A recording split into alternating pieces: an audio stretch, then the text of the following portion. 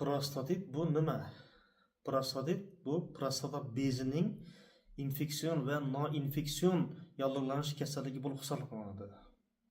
Prostata bezi siydik qopi ostida, ya'ni uretraning boshlang'ich qismida uretrani qamrab olgan holda joylashadi. Prostatit infeksion va noinfeksion tarzda kechadi, yana surunkali va o'tkir tarzda kechadi. Infeksion bo'lganda qo'zg'atuvchilardan ichak tayoqchasi bo'lishi mumkin yoki jinsiy yo'l bilan yuquvchi kasalliklar bilan kasallangandan keyin kuzatilishi mumkin. Bu prostataga kelib joylashgandan keyin kuzatilishi mumkin.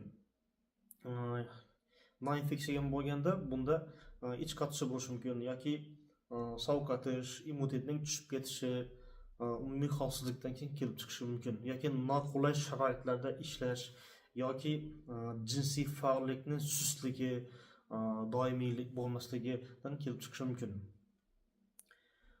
O'tkir prostatitda asosan umumiy simptomlardan tana haroratining ko'tarilishi, qaltirash, umumiy holsizlik, ishtahaning bo'lmasligi, asabiylashish, sal narsaga jahl chiqadigan darajada asabning buzilishi, shu kabi mahalliy simptomlardan qon sohasidagi og'riq, tez siyish, siyishdagi o'zgarishlar, buzilishlar, ya'ni siyganda og'riq bilan siyish yoki achishib siyish, tez siyish, past bosimli siyish bo'lishi mumkin.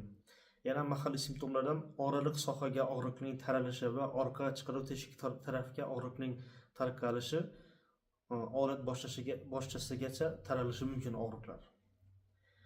Surunkali o'tkir prostatitdan farqi bunda asta sekinlik bilan rivojlanadi. Masalan, oylar, yillar davomida rivojlanishi mumkin. O'tkir prostatit boshida aytmaganman, to'satdan boshlanadi. Bir necha soat yoki bir necha kun ichida rivojlanishi mumkin. Prostatitlarni asosan diagnostikasida birinchi UZI tekshiruv qilish kerak, keyin qonning umumiy tahlili, siydik tahlili. O'tkir prostatitda prostatani massaj qilib bo'lmaydi. Surunkali prostatitda prostata so'qini tekshirish kerak albatta. Kerak bo'lsa MRT, MSK tekshiruvdan ham o'tkazish mumkin. Chunki prostatada abses bormi, toshlar bormi, yiring bormi, shuni bilish maqsadida MSK, MRT tekshiruvlaridan o'tkazish mumkin. Davolashi esa bunda o'tkir prostatitda kuchli ta'sirga ega antibiotiklar, albatta bunda bakteriologik antibiotiklarga sezuvchiligini o'rganilib, keyin bergan ma'qul. Davomiyligi ko'p odam 5 kun muolaja olsam bo'ldi, shuni bilan hammasi tamom deb o'yladi. Yo'q, aksincha unday emas. 5 kun yetarli bo'lmaydi. Kerak bo'lsa bir necha kundan bir necha oygacha davom qilishi mumkin. O'tkir prostatitda albatta statsionar holatda yotqizib davolash kerak. Surunkali prostatitni uy sharoitida davolasa bo'ladi. O'tkir prostatitni masalan 5 kunmi, 10 kunmi, 7 kunmi davolab qolganini uy sharoitida davolasa bo'ladi. Yana davolash muolajalaridan bunda og'riq sindromlarini, ya'ni prostata faoliyatini tiklash maqsadida fizioterapiya muolajalaridan tavsiya qilish mumkin. Surunkali turlarida albatta prostata massajini qo'shish mumkin. Elektroforez, uchi, shunga o'xshagan nimalarni tavsiya qilish mumkin. O'tkir prostatitda massaj tavsiya qilinmaydi. Fizioterapiya muolajalari tavsiya qilinishi mumkin. Keyin buni oldini olishda albatta jinsiy hayotning doimiyligi vaqtida bo'lish. Endi har kimning yoshiga qarab bu tavsiya qilinadi. Buncha alohida video tayyorlaymiz. Kam harakatlikdan tiyilish. Ko'pincha hozirda ko'p insonlar o'tirib ishlaydi, soatlab o'tiradi stolda. O'sha velosipedlarni haydash mumkin, masalan, kun davomida 1 soatgacha yoki umumiy ahvolni kelib chiqqan holda 20 minut ham yetarli bo'ladi ba'zan. Keyin jinsiy hayotning davomiyligini aytdik.